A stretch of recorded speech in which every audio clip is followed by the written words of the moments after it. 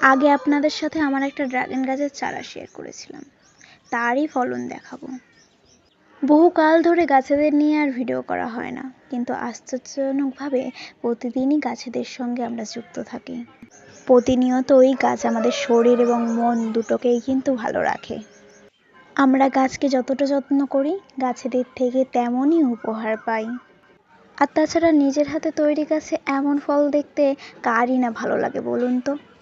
যারা আমার এই ড্রাগন গাছটি ছোট থাকা অবস্থায় ভিডিওটি দেখেছেন, তারা অবশ্যই জানবেন এই ড্রাগন গাছটির বয়স কত অল্প সময়ের মধ্যে কত ভালো ফল দেয়। ছাদ বাগানের জন্য এই ড্রাগন চারা খুব অল্প সময়ের মধ্যেই জনপ্রিয়তা লাভ করেছে। শুধুমাত্র এর ফল কিংবা ফুল মানুষের দৃষ্টি আকর্ষণ করে না, এই ফলের গুণাগুণও বহু গুণে। শুধুমাত্র একটি ড্রাগন চারা খুব অল্প সময়ের মধ্যেই এই ছোট্ট ছাদটিকে বাগানে পরিণত করেছে। শুধুমাত্র মাদার গাছে ফল এসছে তা না, এই গাছটি থেকে তৈরি করা ছোট ছোট যে চারাগুলো ছিল সেগুলোতেও খুব অল্প দিনের মধ্যেই ফল চলে এসছে। এই গাছটি 6 মাসের গাছটির মধ্যে এসছে ফল।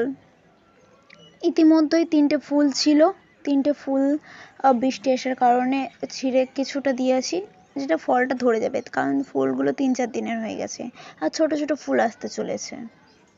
আচ্ছা, একটা সত্যি কথা বলবেন, নিজের হাতে তৈরি গাছে যখন ফল আসে তখন আপনাদেরও কি এতটাই আনন্দ হয়?